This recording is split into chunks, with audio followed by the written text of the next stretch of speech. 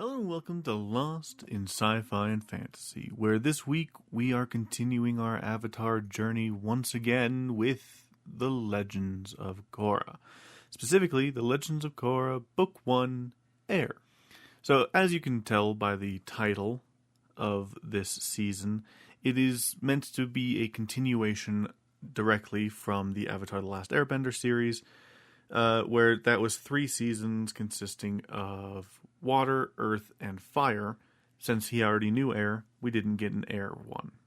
Now, I actually like the kind of backstory of this season a lot more than I do necessarily the season itself. I feel that Legend of Korra is a show that starts off okay, gets a little bit weak, but then kind of finishes quite strong. Overall, I do enjoy the Legend of Korra series. But it had a very flawed development, and I kind of want to talk a bit more about that. I will, of course, go through the episodes, but not one by one, just kind of more like the overarching story as a whole, because I do want to talk about my first time properly sitting down and watching The Legend of Korra, as well as the other show that I watched with it, which I talked about last week. So I'll probably be doubling up on this story, but that's fine. So I watched this season specifically, for the most part, when it first aired. Because I had watched a lot of the original Avatar The Last Airbender as it was airing, except for, a lot of bits and pieces. And I really wanted to try to keep up with this one. Because it's like, oh, cool, a new series. I'm going to try to sit down and keep up with it. But it had a much different tone in comparison to the original Avatar series. And I can see why they did it. So the big idea that they had for this series was that it was just going to be the one season. Kind of like a special send-off for the original Avatar The Last Airbender. You can see where some of the characters are. You can see the legacy that they've left. And you get all 4 quote-unquote books for this thing. And it was just supposed to be like, hey, this is what happened afterwards. This is what the new Avatar was like. That kind of thing. But then, like halfway through the first season, Nick was like, yeah, you're going to go ahead and do more. So they got another season. So they did the next season. They're like, okay, so what do we do after that? I guess Spirit? I think that's what it is. And it's about her like struggling with the fact that not only does she have issues with like airbending, but she also has issues trying to actually touch into the spiritual side of things. Basically, the whole idea is that she was supposed to be the kind of exact opposite of Aang. Where Aang is super carefree and whatnot. She kind of is, because, she is Aang. But instead of not being able to master all of the elements immediately, she's able to master everything but air, has trouble with it. While Aang is a lot more in touch with his spiritual side, she is not. That kind of thing. She has trouble going into the Avatar state as well. That was kind of the general idea. And then after the second season, I think at that point they got 2 more, and then they were able to make the last 2 actually interconnected together. But yeah, they ran into big issues not knowing how much they actually had to work with, as they didn't plan that far ahead. But yeah, that was really interesting. But I didn't know that at the time. At the time, I thought, oh, okay, this is just going to be a new series. But I was getting frustrated at the fact that the first season takes place in the city the entire time. What is it called again? And at least the early episodes, from what I had seen, were mostly focusing on her kind of shirking her Avatar duties and going to be a part of a sports team. And I was like, I don't know how I feel about this. So at the time, I kind of shifted away from The Legend of Korra and focused more on like the other shows that were on around the time. I think Total Drama Island, primarily. But yeah, so while I enjoyed it, at least parts of what I watched, I just wasn't willing to really keep up with it. I think another thing was that it is geared towards an older audience, not necessarily like adults or anything, but it was going for like the older teens to like teens to older teens, and at the time I was like just becoming a teenager, something like that. I can't remember exactly when this show hit. 2014.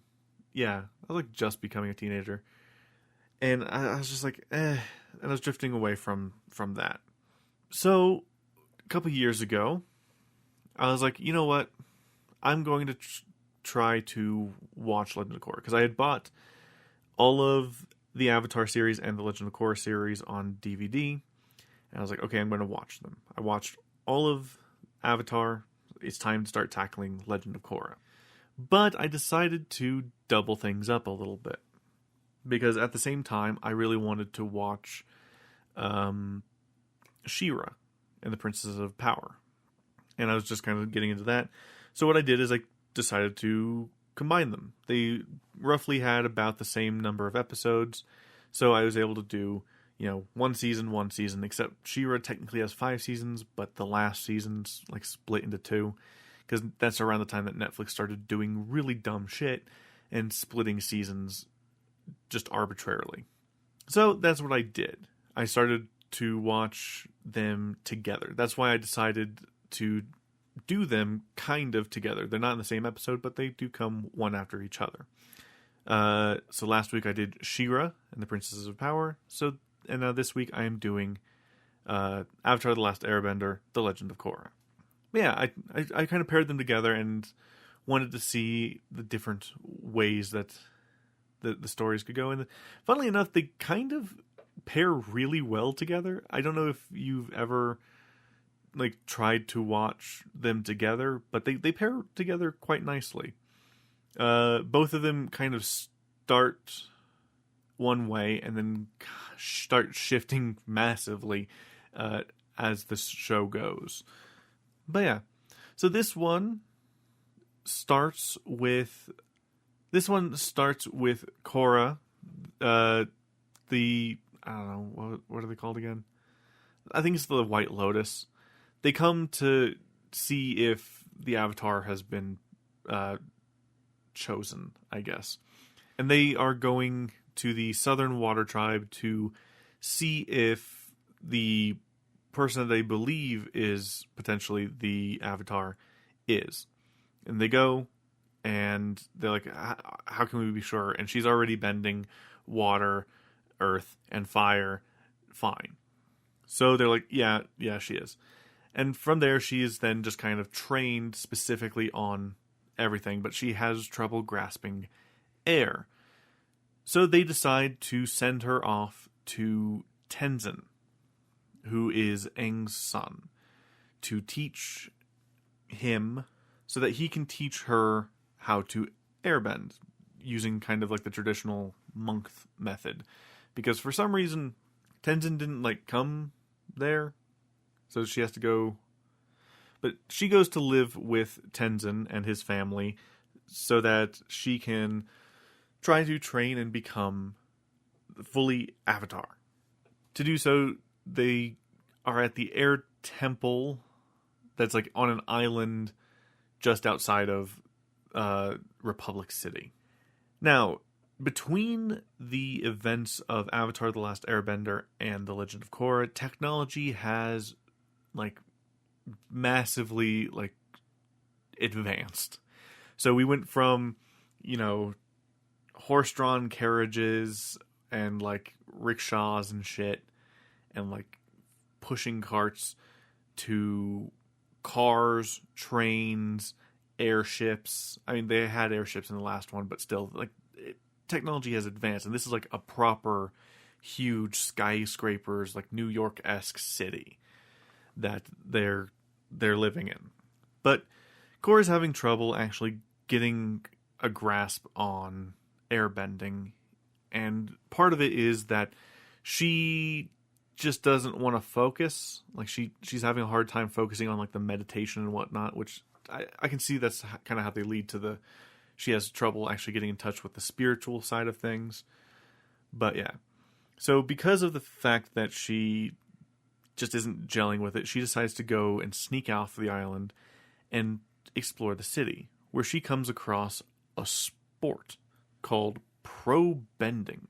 Now, she wanted to go see the sport because she thought, oh, well, these are like, they bend for a living, so there could be something cool here that might help.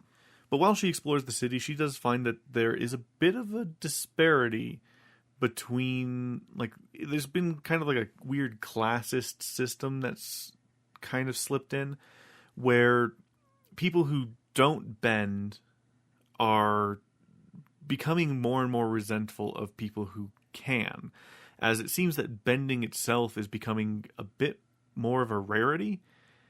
And so under this, new sense of unity that has kind of come in the wake of Avatar Aang, there is a growing movement of like anti-bending rhetoric. There's a movement called the Equalist movement, where they want powers to be, like the bending to be stripped away from benders to bring everyone down on equal footing, which of course is like, no. But anyway, Korra goes to the pro bending tournament and is just enthralled by it, and sees it as a way to potentially practice her bending while also, having fun. So she kind of starts to join up with them, and she develops a bit of a crush on the captain, Mako. But he's currently seeing someone else already.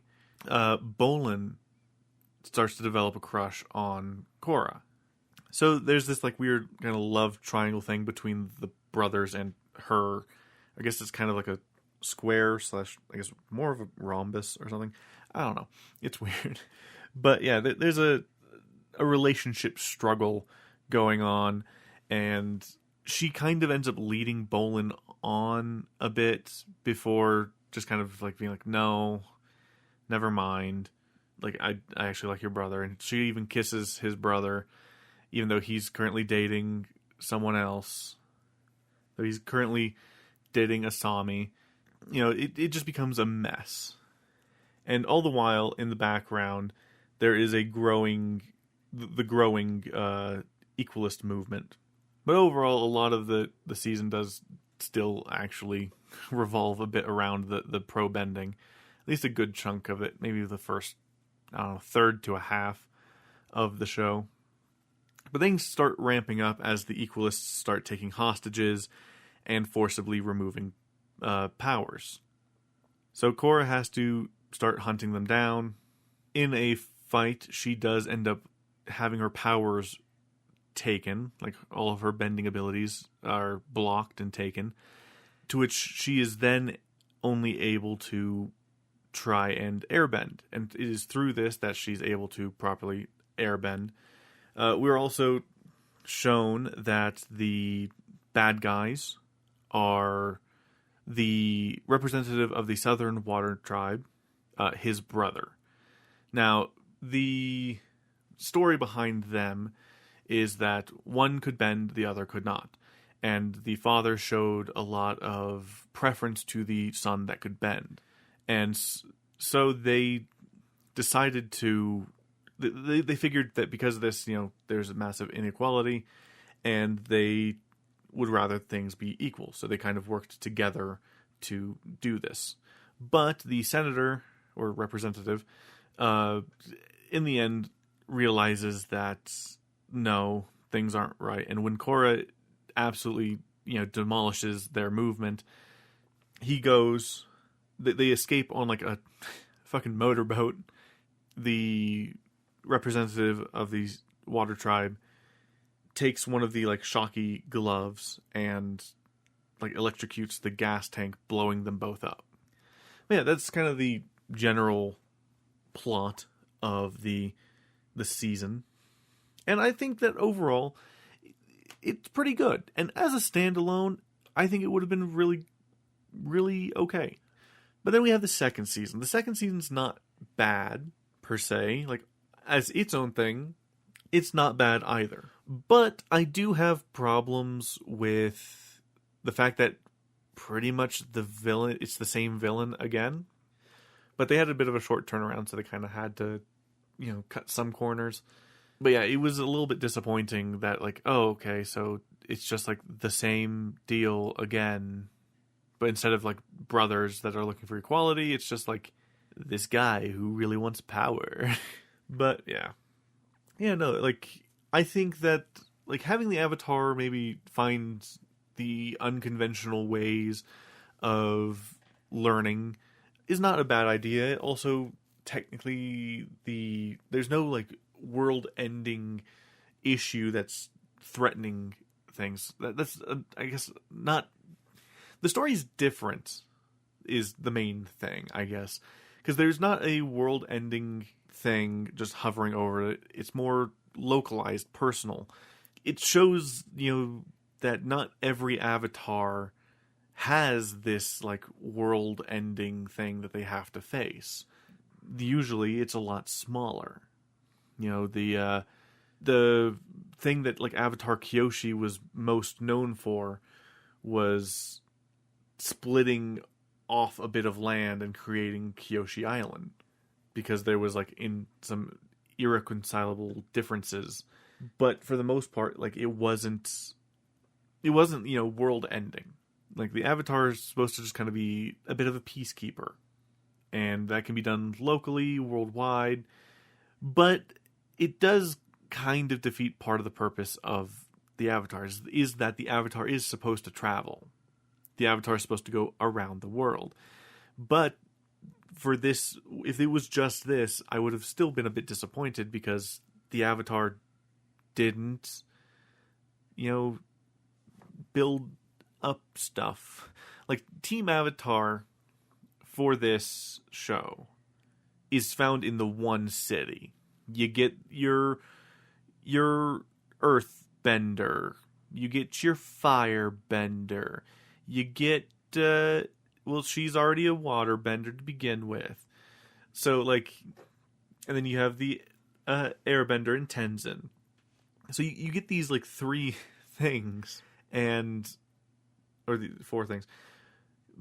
But, it feels like it's not earned. It's just like, here they are in one location, easily accessed. They don't even necessarily even need to teach you anything. One of them does, and that's it. Like, let's go into relationship drama primarily. And while that's not necessarily a bad thing, it just kind of it's different. And some people just don't like different, That's just what happens a lot of the time, is they're like, oh, I just wanted the same show, but again. And that's what you get with other shows that were on at the time. Like, when I was around the age that this was coming out, yeah, that's kind of what I was looking for. I was just like, oh yeah, Total Drama Island, it's like the same show each season, but, like, slightly different. Not too different. It's mostly the same. But, like, with this, it was vastly different in comparison to Avatar: The Last Airbender. There wasn't as big stakes, while the potential implications would be huge, it's not as big as, like, there's a full-on war. Sure, there's, like, a minor revolution, but otherwise it's kind of there for a moment, gone in a flash, and that's it.